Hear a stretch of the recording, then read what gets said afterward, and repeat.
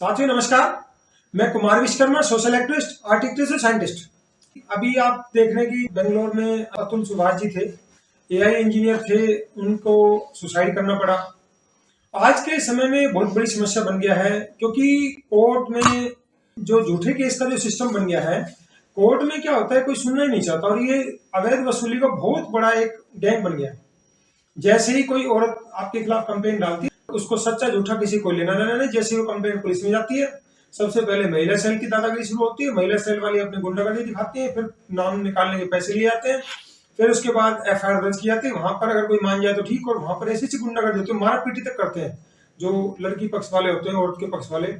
तो गैंग वहां से शुरू होता है, और उनको पता है कि हम तो एफआईआर दर्ज करा देंगे, तो इसलिए महिला सेल वाली भी खूब दादागिरी करती है, खूब पैसे भी लेती है। अभी देखा था महिला आयोग हरियाणा में, उसकी वो है मेंबर सुनीता अग्रवाल ऐसा कुछ नाम है, वो 1 लाख रुपए की रिश्वत लेते हुए रंगे हाथ पकड़ी, वो और उसका पी। तो ये क्या था कि इन्होंने एक बहुत बड़े गैंग बना लिया। आसान कमाई का बढ़िया रास्ता है। कोई भी कंप्लेंट आए, पति को एक शिकार के रूप में देखते हैं। वो कोई पति था, वो उसकी वाइफ पुलिस में थी, और वो अपनी दादागिरी दिखाई थी कंप्लेंट को सेटल करवाने के नाम पर। वो 1 लाख मांगी थी, उसने कंप्लेन कर दी, तो रंगे हाथ पकड़ी। तो ऐसे बहुत सारे केस हो रहे हैं। इंडिया में 750 करीब डिस्ट्रिक्ट है, हर डिस्ट्रिक्ट में वुमेन सेल बना रखा है, हर जगह ड्रामे होते हैं, फिर कोर्ट में जाता है मामला। कोई बंदा पैसे दे दे तो ठीक, ना दे तो भैया कोर्ट में चलो। अब कई बार परिस्थिति ऐसी है, बंदा कहता भी मेरी गलती नहीं, मैं तो लड़ूंगा। अब क्या आता है कि इन केसों में सबसे बड़ी समस्या क्या है कि कानून में उल्टे सीधे रास्ते बना दिए। औरत की कंप्लेंट झूठी है, सच है, ऐसे से आरोप लगाते हैं वकील कि जिसको आप खून भी दे दो साबित नहीं कर सकते। ससुर पे, देवर जेठ पे, दूर बैठी बहन पे ऐसे इल्जाम लगा देंगे। फिर उसके बाद क्या है, चलता कोर्ट। कोर्ट में नॉर्मली लोगों को लगता है कि भाई हमारे को कोर्ट में न्याय मिलेगा, न्याय के मंदिर है, छवि ऐसी बना दी ना कोर्ट में। और कोर्ट में क्या है, ज्यादातर अपर कास्ट के लोग हैं, उनको आपके तकलीफ से, दुख से कोई लेना देना नहीं। सिर्फ 2-4% लोगों को छोड़ दिया जाए, जो एक ना बैकग्राउंड से उठे होते हैं, जिनको एक पता होता है कि बंदे का दर्द है। अगर किस्मत से मिल गया जाए तो आपको कोई ना कोई छोटा मोटा रिलीफ मिल जाएगा। अदरवाइज इतना बुरा हाल है कि वो छोटे वाले जो जज हैं फैमिली कोर्ट में, तो इतना बुरा हाल है कि आपको मतलब कदम दर कदम शोषण किया जाए। जब बंदे को न्याय नहीं मिलता, तो ये अतुल सुभाष वाले मामले में क्या था, अब जैसे वो जज कह रही थी सेटलमेंट करने के 5 लाख रुपए, और ये लाखों लोगों के साथ होता है, हर जगह करता है। पैसे दे दो सब खुश, आप जाओ 10,000 लेके जाओ, वकील को दो, मुंशी को दो, उसको दो, उसको दो, सारे लोग खुश हैं। और नहीं दो तो सारी दिक्कत। तो ये अवैध वसूली का इतना बड़ा गैंग बन गया है। और जज को हम सोचते हैं कि जज तो भगवान है जी, डॉक्टर को भगवान मानते हैं, डॉक्टर तो बहुत ईमानदार है उसके मुकाबले। जजों का इतना बुरा हाल है, कोई अकाउंटेबिलिटी नहीं, झूठे आरोप लगा देंगे, कागजों में कुछ और लिख देंगे, एक्चुअल में कुछ और हो रहा है, झूठी अटेंडेंस दिखा देना, बंदा सामने खड़ा है, जज से बात करो, उसके वारंट कर देना। तो ऐसे बहुत सारे खेल चलते हैं।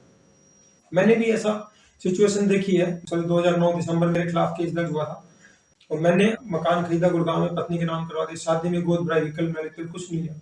शादी के बाद पत्नी को पढ़ाया, उसके भाई को पढ़ाया, कोई दिक्कत नहीं। उसको हर महीने पैसे ले जाती थी, पैसे देता रहा, कोई दिक्कत नहीं। जब मैंने मकान खरीदा तो अपने पैसे मांगे तो दिक्कत। तो इस तरह के बहुत सारे मामले थे। जब वो मैंने पैसे मांगे तो उसने मेरे पे सोते पर टाइम टू मर्डर किया। सोते पर 1:30 बजे चाकू से टेस्टिकल पे वार, रात को 1:30 बजे, और चाकू से वार करने का मतलब क्या है, मर्डर करने का प्लान था। भी मेरा इंश्योरेंस था, मकान खरीदा उसका इंश्योरेंस था, उनको था मर जाए तो हमें पैसे मिल जाए, मकान फ्री हो जाएगा।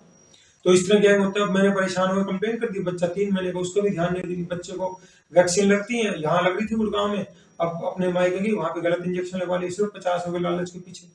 लेकिन उसकी कंप्लेन कर दी तो बचने के लिए दहेज का केस। इस तरह क्या होता है, मेरी कंप्लेन में कोई कार्रवाई नहीं।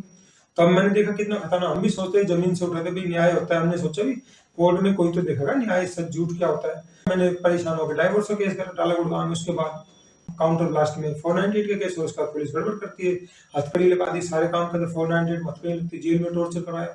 उनके कुछ लोग पुलिस में, तो सोचा हम तो दादागिरी चलेगी।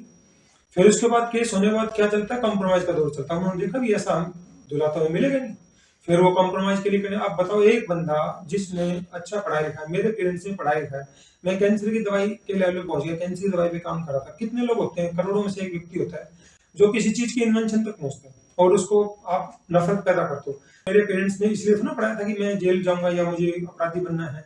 अब जो लोग मर्डर डकैती करते हैं उनको फर्क नहीं पड़ता कि वो हैबिचुअल क्रिमिनल होते हैं। जो चोरी करते हैं उसमें क्या होता है, नॉर्मली वीकर सेक्शन के लोग होते हैं, उस पर एक झूठा केस लगाया, एक होता है 4 फील लगाती है पुलिस, उसको 6 में कुछ नहीं मिला, पुलिस फिर लगाते तो उसको 2 साल में हैबिचुअल चोर बनाती है कागजों में।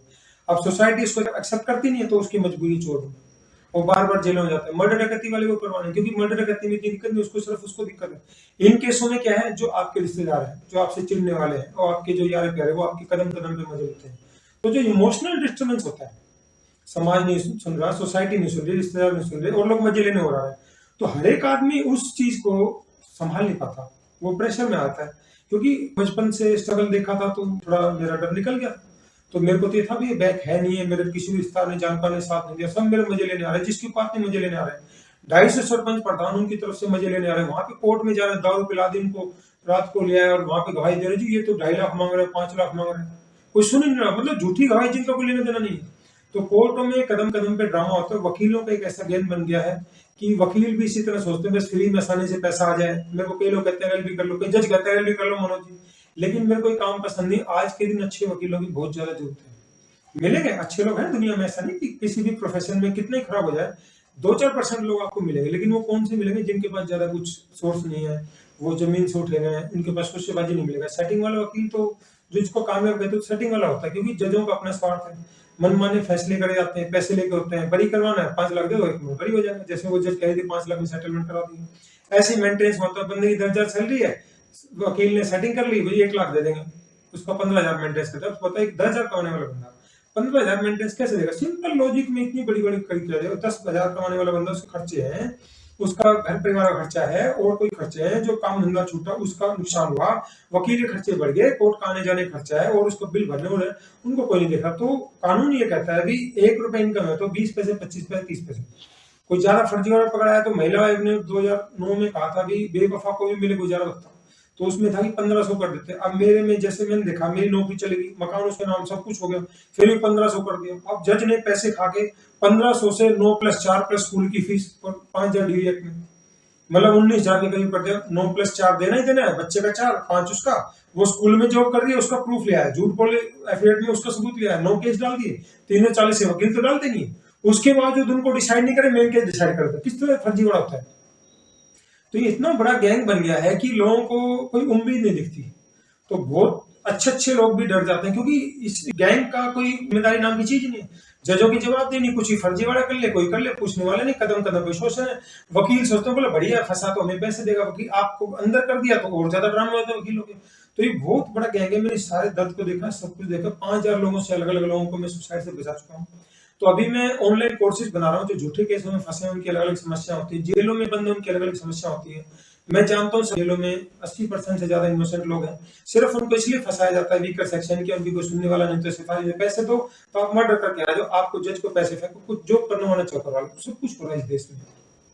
तो मैंने जेलों में जो बंद है, जो झूठे केसों फंसा, उन लोगों के दर्द को समझा, इसलिए ऑनलाइन कोर्स बना रहा हूँ।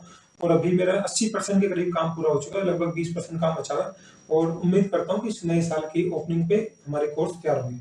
अभी हमने जो कोर्स तैयार किए, कैंसर से लोग तड़फ के जा रहे हैं उनके लिए तैयार है, पैरालिसिस के बंदे के लिए तैयार है, brain haemorrhage, coma, clot, kidney fail, उनके लिए तैयार है, डिजीज फ्री लाइफ, जो हमारा शोषण और 20-30 लाख रुपए जा रहे हैं, तो उसमें हम सारी चीज सिखाते हैं कि अब केसों में भी यही समस्या है। जब आप लंबे समय तक तनाव में रहते हैं तो आपकी इमोशन नेगेटिव इमोशन में चली जाती है। जैसे ही आप गुस्सा, ईर्ष्या, जलन, नफरत के प्रभाव में लंबे समय तक रहेंगे, आपकी इम्यूनिटी जरूर बढ़ जाएगी।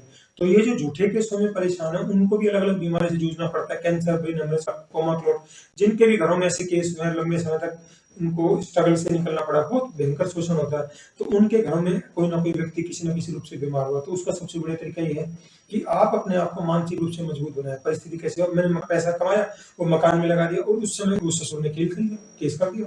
अब मेरे पास पैसे तो शायद मैं ही पैसे वाला ऑप्शन लेता, लेकिन मैं लड़ा, मेरे को जेल में भी डाला, टाइम टू मर्डर भी कर रहा है, मैं पीछे पड़ा, जजों की गड़बड़ी पकड़ी, कई जजों के खिलाफ कार्रवाई। 2014 से पहले आपने देखा होगा व्हीकल पे रेड लाइट होती थी, मैंने एक जज था, उसकी गाड़ी में उसने लाल बत्ती रखी, जो सीट के पीछे वाला फट्टा सा होता है ना, बोर्ड, उसके ऊपर रखी थी। मैंने फोटो खींच देखा तो गलत है, क्लियर तक किसी गाड़ी देखा, वो उसी जज की गाड़ी, जिस जज के मेरा केस था।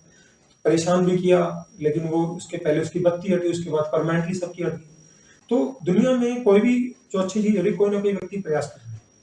तो मैंने उन लोगों के दर्द को देखा है, उन लोगों की परेशानी को देखा, 20,000 अलग अलग केस वाले फैमिली से मिला हूँ, उनकी अलग अलग समस्या देखी मैंने। उस दर्द को देखते हुए कि मैं सुसाइड ना करूं, मेरे पास भी एक बार ऐसी सिचुएशन आई थी कि मैं भी उस सिचुएशन के नजदीक चला गया था, लेकिन मैंने हिम्मत मारी, किसी ने मेरे को बचाया, आज वो दुनिया में नहीं है, लेकिन मैं किसी तरह बच गया। तो मैंने अपना पर्पस बना लिया कि उन लोगों की मदद करें जो सिचुएशन से गुजर रहे हैं। तो आपके साथ किसी के साथ भी ऐसी सिचुएशन होती है, तो ये सारा खेल मानसिक गेम है, साइकोलॉजी गेम है। आप अगर प्रेशर में आगे डर गए, अब आपने सपने में नहीं सोचा कि पुलिस वाले जिनकी 2 कौड़ी की औकात थी, वो आपको उल्टा सीधा बोले, तो ये सब गैंग है, वो सोचते थे कितना बढ़िया काम, हम तो किसी को कुछ भी बोलते, हमारा कुछ बिगड़ना नहीं। तो आपको एक बहुत अजीब परिस्थिति लगती है, आप एकदम मानसिक दबाव में आते हैं। ये सारा मेंटल गेम है। अगर आप अपने आप को मानसिक रूप से मजबूत कर लें, और जो हम अलग अलग माइंड की एक्सरसाइज बताएं, सारा खेल क्या है भैया, ये आपके भाग्य में ऊपर वाले ने डिसाइड किया था। केस में नहीं, बहुत सारे लोग मर्डर कर जाते हैं, 100 लोग मर्डर कर लिया, आज तक उनको सजा नहीं हुई। तो सारा सुपर नेचुरल पावर पर डिपेंड करता है। अगर आप उसको सीख जाए कि यूनिवर्सल लॉ कैसे काम करते हैं, हमारे जीवन में कष्ट क्यों होते हैं, उनसे निपटने के लिए क्या करना चाहिए, ग्रेटिट्यूड की प्रार्थना कैसे होती है, और हमारे जीवन में कष्ट कैसे दूर हो। पहली बात तो आए नहीं, आप पहले से ध्यान देंगे तो सिचुएशन आई, गलती से आ गई।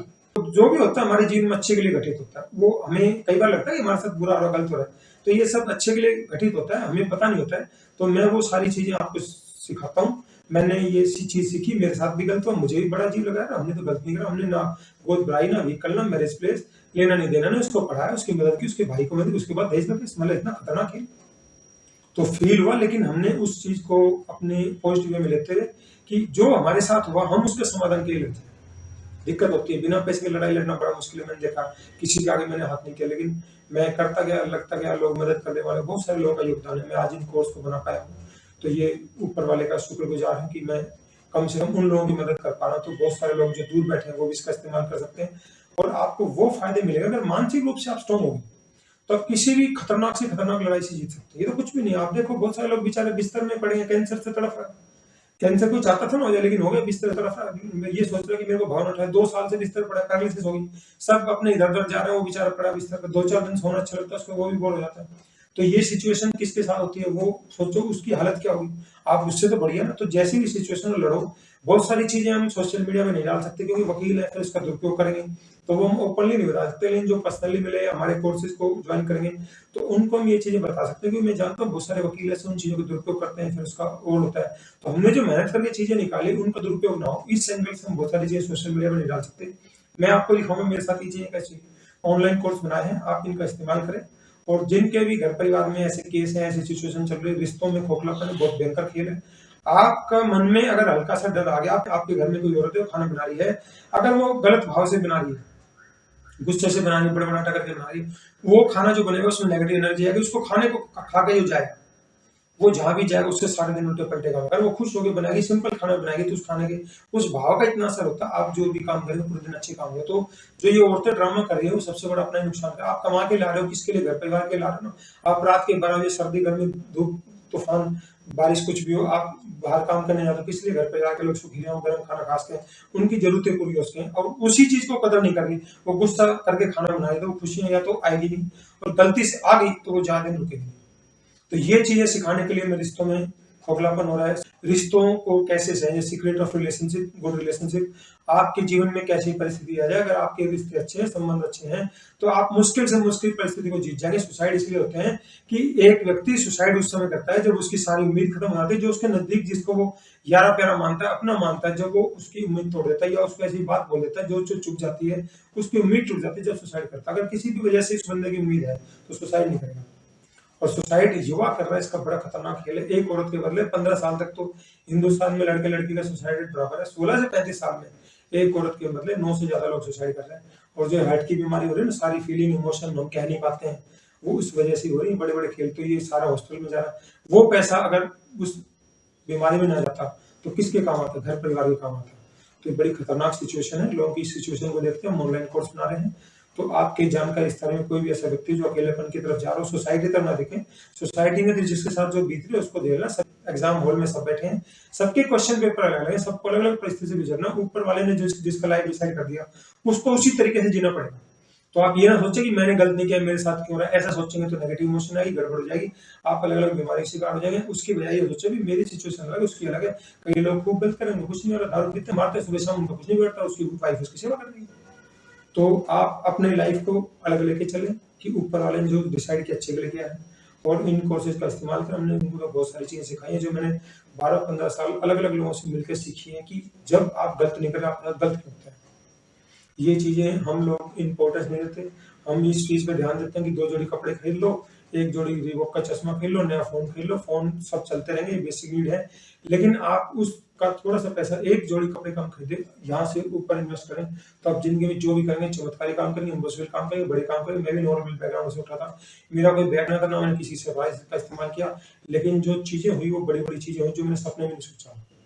आपके जीवन में भी ऐसे चमत्कार होंगे, आप भी कैसे से जीत सकते हैं, लेकिन हिम्मत ना हारें, लड़े। जब आप हिम्मत हारते हैं, आप डर जाते हैं, तो उनका सपना साकार होता है, पैसा देते हैं तो दुश्मन की ताकत बढ़ जाती है।